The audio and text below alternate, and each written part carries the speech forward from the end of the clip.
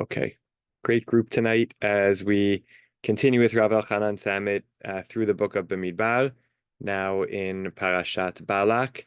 And this is a fantastic Rav Elchanan Samit, very characteristic, where through an analysis of structure, it leads us to an understanding of meaning and purpose of the contents of the parasha. As usual, we're going to look at the English. It's a little bit abridged and easier to access than the Hebrew.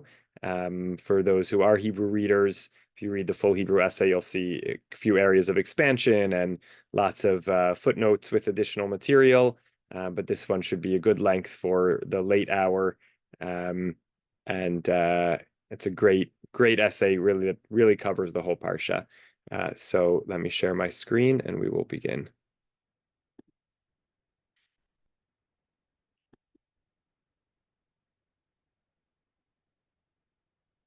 Okay. Great.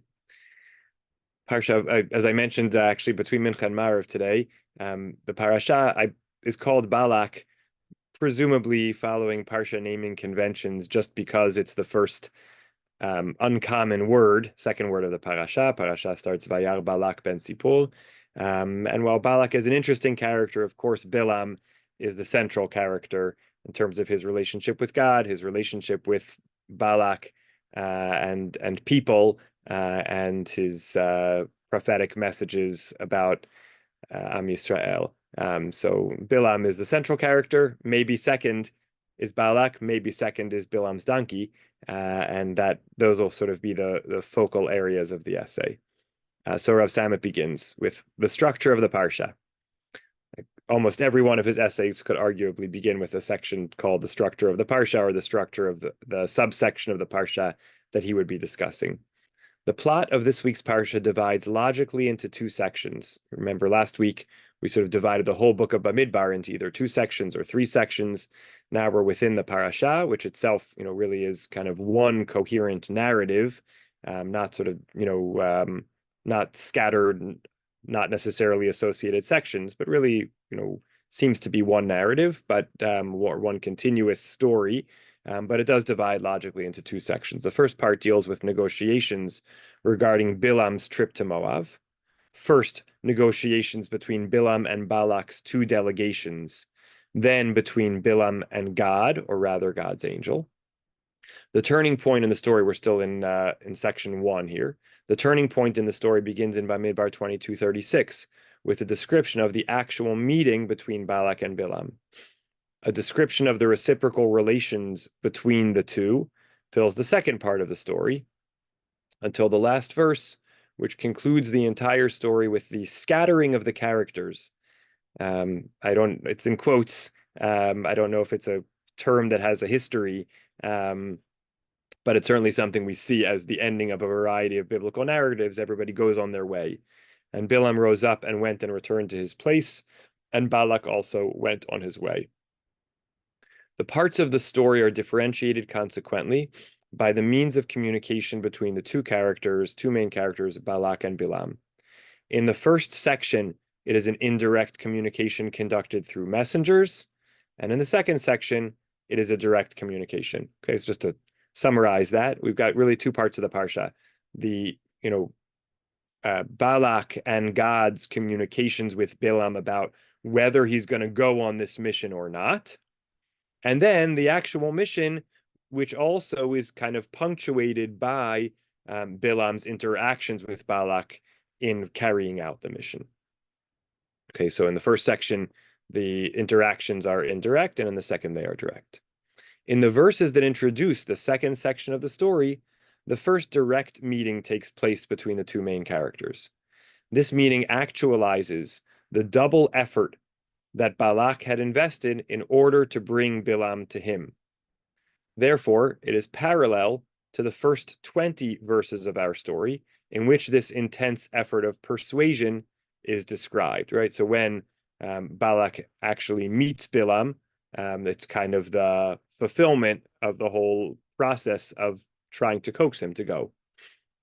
If the meeting between Balak and Bilam at the beginning of the second section parallels the beginning of the first section, the story of the emissaries, then it stands to reason that the rest of the second section parallels the rest of the first section. This creates an A-B structure to our parasha. In other words, I contend that the description of Balak's blessings and prophecies parallels the story of Bilam and his donkey. I think that should really be the description of Bilam's blessings and prophecies, parallels the story of Bilam and his donkey. What is the connection between these two sections? Okay, so in other words, we've got in part one, section 1 is Balak's attempts to get Bilam to go on the mission. In part 2, section 1, we have the actual kind of going on the mission and their encounter in preparation for the mission. So then in part 1, section 2 is the story of Bilam and his donkey. And that should then parallel part 2, section 2, which is the actual delivering of the blessings and prophecies. But what is the connection between these two sections? In other words, it's the first half of each one is very clear. Balak trying to get Bilam to go, and then meeting up and actually, communicating about the mission itself. But the second half of each part, Bilam and his donkey, and Bilam's blessing and curses to Bnei Israel, what do they really have in common? What's the relationship between them? But structurally, Rav Samit argues they should be related, and that's what drives the question. Again, just talking about method for a moment, you don't have to assume that. If you're not somebody who reads for structure, or believes that there is so much parallel structure in the Torah, then the structure could have been A, B, A, C, attempting to go, and then the story of the donkey, and then the beginning of the actual mission and interaction between Balak and Balaam about the mission, and then the story of the blessings and curses themselves. They don't have to be, we should call them curses, but there really are no curses. The story of the blessings and prophecies themselves.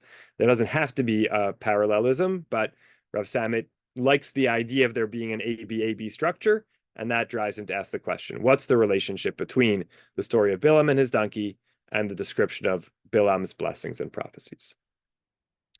The shared quality that is most apparent and recognizable to the reader between the story of the donkey, and by the way, of course, as you read it, you say, wow, was this actually apparent and recognizable? He hopes if you read structurally, it will be, and if not, now that he's pointed it out, hopefully it will be apparent and recognizable as we read the Parsha this week. The shared quality that is most apparent and recognizable to the reader between the story of the donkey and the story of Bilam's blessings is that both are constructed according to the same literary form called 3 and 4.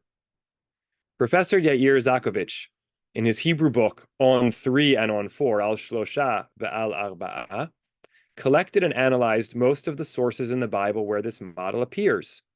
Who knew that there was a model called 3 and 4 in the Bible?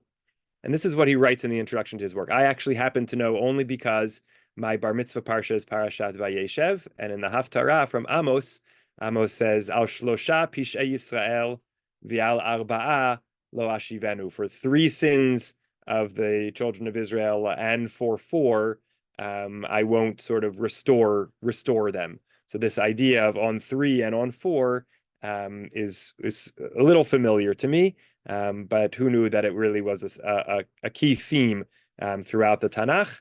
Professor Yair Zakovich develops this idea, and here's what he says in the introduction to his work. The subject of this composition is the literary model 3-4 in the Bible, meaning literary units built in 4 layers. The first 3 repeat one another, and there is not usually a monumental change from verse to verse. And only in the 4th unit begins the severe change.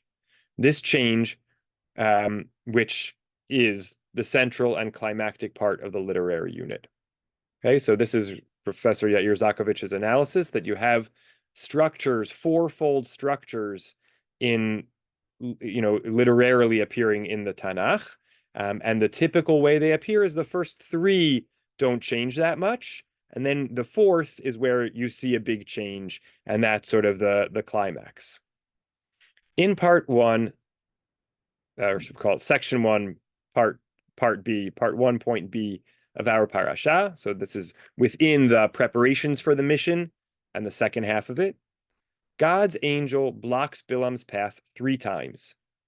And all 3 times, the donkey recognizes his presence and responds by turning off the road. All 3 times, Bilam does not recognize the angel of God. And only at the climax of the unit, the fourth encounter, does God open Bilam's eyes and allow him to see the angel and converse with him. The first 3 parts include 4 repeating components. Okay, within each of the parts, there are 4 repeating components, which either repeat themselves stereotypically or present a development. Component A, the angel stations himself as a barrier in front of the donkey.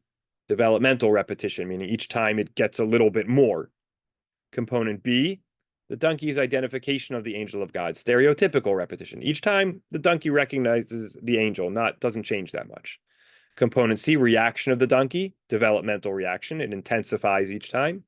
Component D, Bilam's beating of the donkey. Development. It intensifies each time. Because Professor Rav Samit's analysis here is kind of global, and there are very few psukim quoted. Just for one instance, to appreciate the structure of 3 and then 4 and the intensification, let's look at this example of Bilam and his donkey. So, okay, we're starting in verse 21. Bilam got up in the morning, saddled his donkey, and departs. And the messenger of God took a position in his way as an adversary. Okay, so that's the part 1. The angel, the malach, blocks the way. The donkey catches sight of the messenger and swerves from the road and goes into the field. And Bilam beats the donkey to turn it back onto the road, right? So that was the stationing of the angel, the donkey's identification, reaction, and Bilam's beating of the donkey. That was time number 1. All happens in the span of a couple of psukim. Great. Then the messenger of Hashem stations itself in a lane between the vineyards with a fence on either side. So intensification of the positioning. The donkey sees, that stays the same, presses itself against the wall and squeezes Bilam's foot against the wall. Intensification. Bilam beats the donkey again. Could be repetitive.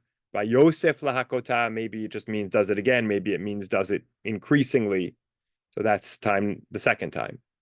Once more, the messenger of Hashem moved forward and stationed itself on a spot so narrow there was no room to swerve left or right. Intensification, developmental positioning. Donkey sees, just the same. Response, lays down under Bilam. That's an intensification. Bilam was furious and beat the donkey with his stick. Intensification of the reaction. Okay, so just circling back again, we saw the angel stationing itself as a barrier got more unavoidable. The donkey always just sees, that stays the same, has a more exaggerated reaction each time, and Bilam's beating of the donkey again seems to intensify. Now just notice, good, okay, so we see how that happens. That's three repetitions. Bilam's dialogue with the donkey in the third incident has no parallel in the previous 2 occurrences, but rather serves to pave the way for Bilam's dialogue with the angel in the 4th incident. For example, Bilam's donkey asks, "What have I done to you that you have struck me these 3 times?" And the angel asks Bilam, "Why have you struck your donkey these 3 times?" And in contrast to the words of Bilam to his donkey, "Would there were a sword in my hand, now I would kill you," the angel of God shows its sword and tells Bilam, "Unless she had turned from me, I would have slain you and saved her alive." Right? So when we go on now to sort of experience, so we have the end of the third instance, which is after Bilam beats the donkey. That's sort of component D. That's the 4th part of this third occurrence. The story goes on a little bit, and Rav Samet needs to explain what's this additional stuff in occurrence number 3. And he's pointing out it's a setup for occurrence number 4. So at the end of occurrence number 3, God opens up the donkey's mouth and she speaks to Bilam. "What have I done that you beat me these 3 times? You made a mockery. I would kill you. Have I been done this to you ever before? No." Then God uncovers Bilam's eyes. Bilam sees the messenger. So now we have kind of Bilam going through what the donkey went through. Now Bilam does see, and he reacts. And then God kind of speaks mirroring what the donkey had said. So we now understand the donkey's conversation with Bilam in occurrence number 3 is sort of a setup for Bilam to be primed to really undertake in the message from the messenger of God in this 4th occurrence. Okay, so that was the analysis in which we have 3 things, three appearances of the donkey's encounter with the messenger of God. Each has these 4 components. The fact that it's 4 isn't part of the 3 and 4 structure, just happens to have 4 different components. Some of them stay the same each time, just the seeing of the angel. The rest of them intensify for each of the 3 times, but no major change in the narrative. And then the 4th time is the big revelation. That's the 3 and 4 structure. Now we will move on to part B, to part 2, second half of the story. So this is now Bilam actually delivering the messages to call them the blessings and prophecies, and in the second half of that. Bilam's blessings. Now we move on to part 2b, Bilam's blessings. Balak and Bilam make 3 attempts to curse Israel, and all 3 times what emerges from his mouth in actuality is a blessing that only increases in grandeur. Okay, so now we have our next parallel set of 3 and then 4. 3 attempts to curse, in each of the 3 times a blessing emerges. Repetition, but with some degree of development. At the climax of the unit, in its 4th part, Bilam makes no preparation to curse Israel, but rather informs Balak without prompting. Come, therefore, and I will advise you what this people will do to your people in the latter days. The first 3 units, the failed attempts to curse Israel, include 8 components. Okay, so in the donkey story, we had 4 different components. Seeing the messenger positioning itself, seeing the messenger, attempting to respond, and then Bilam's response. In the Bilam attempting to curse and then blessing, we have 3 and then a 4th occurrence, and each occurrence has 8 components, which repeat themselves in the same order. Some of them are simple repetitions, some include mild changes, and some express new developments, especially in the 3rd unit. We're not going to look at these in the text, but you have this essay and the link. You could open up a Chumash and you could really track each of these things and see which ones remain the same, which ones develop. Okay, and what are those components? Component A, journey to the place which was chosen as fitting for cursing Israel. Component B, preparing the altars and sacrifices. Component C, Bilam setting out to receive God's word. Component D, Bilam's encounter with God. Component E, Balak returns to Bilam to take up his parable. Component F, the blessings of Israel. There are many internal parallels within these blessings and a clear development between them, but this is worthy of separate treatment. So you could imagine a different Rav Elchanan Samet essay that just analyzes the blessings themselves and their internal structure and their development, but that's not for here. Component G, Balak's angry reaction when he hears the blessings. Component H, Bilam's answer to Balak. One of the, and again, that repeats 3 times in this structure, and then the 4th time, all the preparation doesn't happen. We sort of, skip straight to component D or E or F. One of the main purposes for using the form 3 and 4 in biblical stories is to describe how a certain phenomenon emerges as more than mere coincidence, turning it into an undeniable phenomenon whose reason becomes clear to all. It seems that this is the purpose for the use of the 3 and 4 form 2 times in our story. First time, the donkey. Only after the donkey deviates from the path 3 times is Bilam ready to understand that this is not coincidental. Therefore, only after 3 repetitions does the angel of God reveal itself to Bilam, and the reason for the donkey's behavior becomes apparent. There's a debate in rabbinic literature, by the way, about how many times an item, a event needs to recur for it to be considered a chazaka, a kind of a trend. 2 and 3 are the core debate. So here the idea seems to be 3 is needed in order to understand that something's not a coincidence, and then be able to move you to the consequences of that revelation in the sort of 4th occurrence. So only after the donkey deviates from the path 3 times is Balaam ready to understand that this is not coincidental. Therefore, only after 3 repetitions does the angel of God reveal itself to Balaam, and the reason for the donkey's behavior becomes apparent. Similarly, only after Balaam blesses Israel 3 times are he and Balak ready to recognize that this is not coincidental, right? That these attempted curses turn into blessings. It's not a coincidence. They realize that God wishes to prevent Israel from being cursed and to bestow upon them a blessing. Therefore, after the 3rd blessing, Balak has no more desire for Balaam's services and says, I called you to curse my enemies, and behold, you have altogether blessed them these 3 times. Therefore, now flee to your place. Thus, when Balaam prophesies for the 4th time, this time without an invitation on the part of Balak, it's completely apparent that Israel finds favor in God's eyes, not only now, but in the distant future as well, right? That this is an irrevocable trend that the Jewish people are ultimately blessed in God's eyes, and attempts to curse them, can't succeed. In the distant future as well, as Bilam says, I see it, but not now. I behold it, but it is not near, right? It's something that's going to last for a long time. Here, revealed before us, is a broad connection between the story of the donkey and the story of the blessings that Bilam bestowed upon Israel. But there is also more to explore, right? So we have the literary structural comparison, this idea of the 3 and then the 4, becoming ready to understand that something is not mere coincidence. But now Rav Salmon wants to take it a level deeper. The meaning of the parallel. The beast of burden, or the donkey, is the accepted means of transportation in the Bible. The relationship between the rider and the animal typifies the relationship between the master and his obedient and submissive servant, who serves loyally as a means for achieving his master's goals.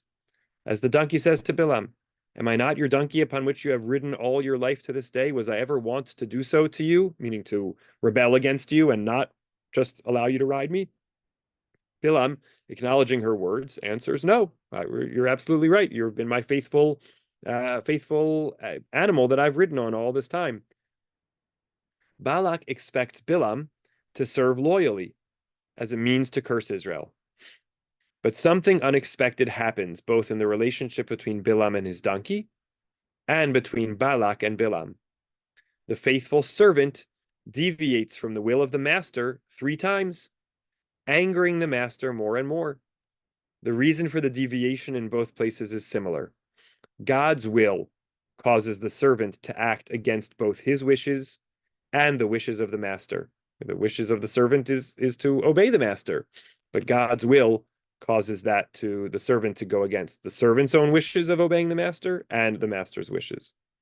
However, the angel of God or God's word are revealed only to the servant and not to his master, and therefore the master mistakenly pins the deviation on his faithful servant, not recognizing that this sin is being forced upon him. It's not the servant trying to rebel, it's something coming from the outside.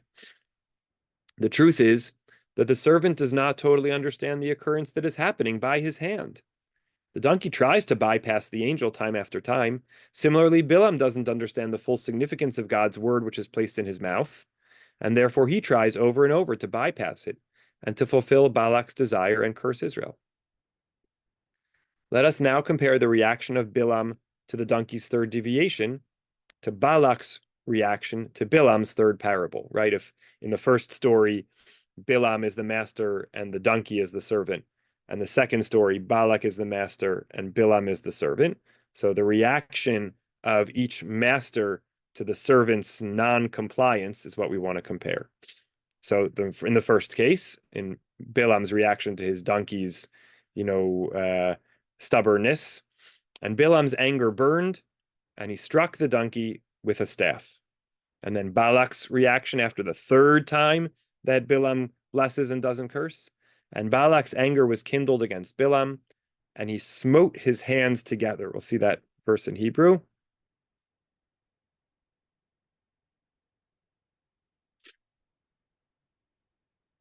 Vayispok et kapav. He really struck his hands together, how it's translated here also. If a staff had been in Balak's hands, he certainly would have wanted to hit Bilam. The smiting together of his hands is clearly an expression of his desire to hit, right? In some sense, Rav Sametz is through this parallel helping us understand a little bit better that unusual language of you spoke at kapav. What is this hitting his hands together? When we look at it parallel to the story of Bilam and his donkey, we understand it's a tempered, violent reaction. It's his desire to hit Bilam being held back a little bit. And therefore, Balak says to Bilam in the continuation, therefore flee to your place, right? Like, get away before I hit you. The parallel that exists between the story of the donkey and the story of Bilam's blessings leads us to the following conclusion. The incident of the donkey represents a kind of simulation, unbeknownst to its participants, for what is going to happen in the near future. The donkey and its master foreshadow the roles that Bilam and Balak respectively are soon to play. And only the angel of God appears in this story and subsequently in a similar role, the word of God placed in the mouth of Bilam. However, what is the purpose of this simulation game, and for whom is it intended, right? So for us as readers, we now can understand this sort of parallel, what Bilam, goes through with his donkey's rebelliousness is parallel to what Balak is going to go through with Bilam's rebelliousness. But why are we experiencing this? Who is this first story meant to prepare, and in what way? Okay, so this brings us to our last section, the meaning of the tale of the donkey, T-A-L-E, tale of the donkey. The purpose of our story is summarized in Devarim, right? So moving much later to when Moshe is recounting, this story in Devarim 23, 5-6. And because they hired against you Bilam son of Beor from Petor of Aram Naharaim to curse you, but the Lord your God would not listen to Bilam. But the Lord your God turned the curse into a blessing unto you, because the Lord your God loved you. Should be added that the purpose of this story is not only that Israel was saved from being cursed by Bilam, but also the manner in which this was achieved. According to a brilliant divine plan, those who cursed became those who blessed against their will, and that the lesson was learned by the personalities involved, Bilam, Balak, and the ministers of Moab. Have these personalities understood at the end of the story that the blessings bestowed upon Israel by Bilam were not a coincidental occurrence, but were proof of the permanent relationship between God and Israel? Have they understood that their actions were used as a medium by God in a preordained plan to turn the curse into a blessing, and that they served to actualize a plan that was not in their interest? To the readers, the matter seems simple and clear. However, to the personalities within the story, perhaps the import of the events were not totally clear. They could have explained, for instance, that just as God recanted God's first reply to Bilam and allowed Bilam to go with Balak's messengers, so God changed God's mind again and decided to bless Israel instead of cursing them. However, in the future, perhaps God will desire to curse them. What is a greater Chilul Hashem than looking at the events from this perspective? Obviously, this perspective would only push Bilam and Balak further from the lesson they were supposed to learn from these events, right? So the enemies of Israel are supposed to learn from this that the attempt to curse Bnei Israel is ultimately futile. But would they really have learned this lesson from the experience of 3 attempts to curse turning into blessing alone? Informing Bilam from the beginning about what was going to happen would have prevented any misunderstandings, meaning God could have just said to him, the first time Bilam came to God, or God came to Bilam at night, and Bilam said, should I go with in accordance with the requests of Balak and curse? God could have said, well, here's what's going to happen. You're going to attempt to curse, and it's going to be a blessing. And that's going to happen, X number of times, because in the end, I will only ever bless the children of Israel, and any attempt to curse them will be, will always and eternally be refuted. That would have prevented any misunderstandings. However, this was not possible, since Bilam would have refused to participate in this program. The solution, right? God had to keep it as, well, go and just whatever I put into your mouth, that's what you have to say. The solution was this game of simulation with the donkey.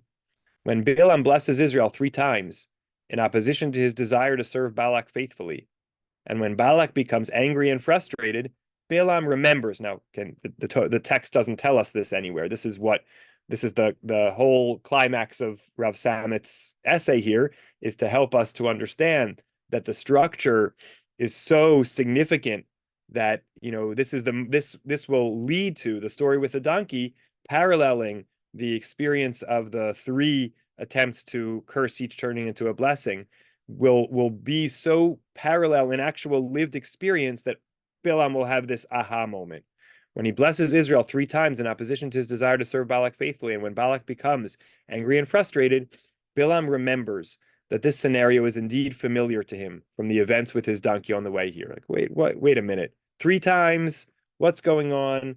It will trigger that understanding. Then it becomes clear that everything was predestined and was planned so that he would bless Israel 3 times. When God granted him permission to go on his way, it had always been with this final plan in mind. Thus, the story of the donkey is not an interpolation within the greater story of Balak and Bilam, and its goal is not to reduce the stature of the prophet Bilam and present him as an empty vessel. Not only is he a prophet, but his ability to prophesy is even less than his animal's ability, as Zakovich says. Okay, so he's just noting that Professor Zakovich offers us this 3 and 4 structure, but he is reading of the story of Bilam is kind of that the overall message is just to diminish Bilam in our eyes. That's not what Rav Samet wants to understand it as, but rather, as occurs in other places in the Bible, the chapter on the donkey represents a hidden message about the future. A hidden message such as this is given through a reality that is nothing but a costume for the parable that hides within it.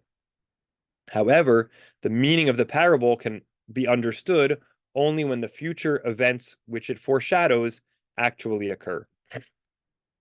A hidden message is used when there is a need to prophesy the future, but in such a way that when the message is relayed, it is not understood by those who give it. Knowing the future may paralyze the person and prevent him from acting, but in hindsight, the message will be understood. The incident with the donkey teaches Bilam and us that all the events of the parashah were planned out by God from the beginning. So we have I think a masterful structural analysis of the parashah. We have the 2 halves. We have section A and B within each of the 2 halves, and we have the 3 and 4 structure with the components of each of the 3s, some which stay the same and some of which intensify, how that leads us to the 4th, and then the parallel between the 2 second halves, the story of Bilam and his donkey, and the story of Bilam's blessings and his relationship with Balak, and what that parallel structure is meant to teach us. Okay, Dad, and then Lance, go ahead. I'm just wondering, is this threefold blessing of Bilam's parallel at all with the priestly benediction, which is threefold? I mean, I just have no idea if that works. Right. Very interesting question. And also worth noting, I think here there really wind up being 4 blessings from Bilam. There's the 3 which are, in spite in an attempt to curse, turn into blessings, and then there's a 4th blessing which is sort of unmotivated. But it would be interesting to attempt to set up a structure there. It certainly seems like it could be possible. Great, Lance, go ahead. What is the Hebrew word for accuser in Numbers 22:22? Is it Satan? Yep. One of your favorites. Okay, take us on a journey with that. Okay. Who is the accuser here? Who is the accuser? The donkey. Okay, now say the verse again. I want to go see it. Which Numbers 22:22. That's the key verse.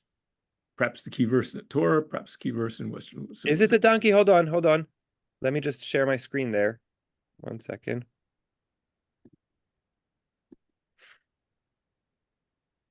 Vayichar af Elohim ki holechu. God got angry that Bilam was going. Vayityatzeiv malach Adonai baderech l'satan lo.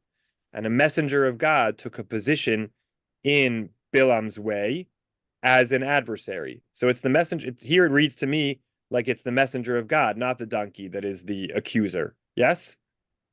That's the way it reads, certainly. I think there's another reference to Satan down a little bit, but the point here is that it's technically the word is obstacle and it's not a person. Technically, there's two adversaries then. Let me put it this way. One is the angel and one is the donkey. Uh-huh. Now, what do we know about Satan from the Talmud?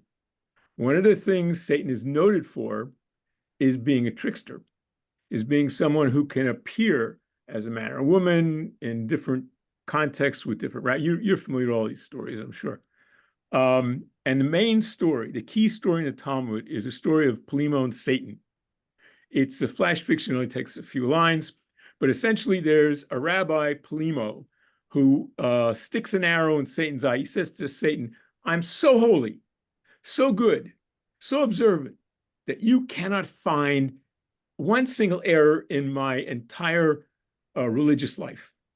And so Satan comes dressed as a beggar, and he in three different tricks, he gets into the family and the friends on the Seudah HaMafseket, which is before which holiday?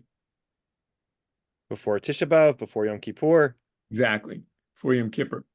And what happens is that Satan spits in Polimo's cup, and Polimo gets furious and yells at him, and Satan rises up as a beggar and drops dead, just like that. Now, that's part one. Part two is when they say to Polimo, you're going to be accused of killing Satan. So Polimo flees. Where did he flee? To the public latrine. And he's sitting there, and suddenly there's a knock on the door. Who is it? It's the dead beggar. He has risen from the grave and regenerated and resurrected, and he comes before Polimo and he reveals himself to Polimo. So you see the parallels that are here. They're too exact for me to be coincidental. And by the way, coincidence is what Larry Greenfield Laser, right? He calls a God wink, which I call a hierophany. It's a manifestation of God. And I think that the other thing that I was curious about, maybe you can help me with this, and that is, how many instances are there in which God appears not in a dream, but simply appears to a character at night? Isn't that odd? It's an odd thing, but which means this obviously may have been written by another author, but that's not the point I'm trying to make. The point I'm trying to make is the donkey and the angel and Bilam comprise, and Balak, comprise a satirical attack on a narcissistic personality, whom my mentor, Quentin Anderson, called the imperial self. And if you think about it, that satirical attack occurs many, many times in literature, not only in the Torah, in the prophets, in writings. You think about Laban, you think about the second Pharaoh, you think about even Moses and Aaron and Miriam. These people are all at one point or another brought up as narcissistic individuals whom God reveals as such. And it's the revelation here, the revelation of who Bilam really is. I mean, he's a prophet. He's God's, he talks about God. I'm God's prophet, right? And he's an idiot, okay? And it's comical, right? It's hugely comical. This is a hugely comical incident in the Torah. How many? Well, the snake comes to Eve. It's not a snake, it's a nachash. It's Satan, basically, as far as I can see. Satan appears all the time in all these stories. Satan appears in Job, for example, as somebody who is betting with God. He has a bet with God. But the point is that I go along with Professor Daniel Boyarin, who sees in the Talmud certainly, and I would suggest in the Torah also, that these stories can all be read as satires, virulent, vicious, satirical attacks on rabbis, on presidents like Trump and Biden. Okay, these are all narcissistic personalities. And it seems to me that in the last several weeks, both Biden and Trump have had oddly a debate in which Biden suddenly loses his voice, and Trump, all of a sudden, somebody's shooting a gun at him, but he doesn't kill him. He misses him by a millimeter. Odd, isn't it? Odd, seems to me. Anyway, that's my take on this essay. Thank you. A lot of fascinating pieces there, and just I'll pick up on one little one on the narcissistic piece of it, and just note that I mentioned tonight between Mincha and Maariv that there is kind of two schools of thought on Bilam, the character in rabbinic literature. One that really pushes him to be evil and wicked, and in particular in Pirkei Avot compares him to Avraham and says that the qualities of a disciple of Avraham are kind of positive outlook and humility, and Bilam has a kind of an evil eye and a haughtiness, and those are the sort of a narcissistic personality which is sort of central to his identity. But that's not the only rabbinic voice. There are others that really, as a prophet amongst the nations, the sort of, I guess the rabbis are struggling with attention. On the one hand, they don't always have a favorable view of non-Jews, so a non-Jew can't necessarily easily have a good good presentation. On the other hand, a prophet is a prophet. Could we really imagine that God would appear to wicked people? So you have another school of thought in rabbinic literature that sees, has a favorable view of Bilam. So it's just interesting to think about his character as it develops. Any other thoughts, reactions to the essay?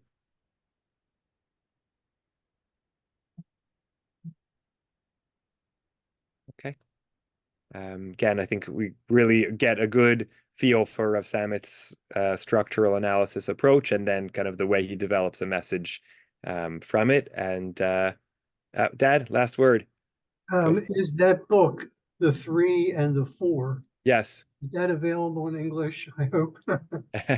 I'll check and let you know. Okay, thank you. Great. We've got 2 more weeks.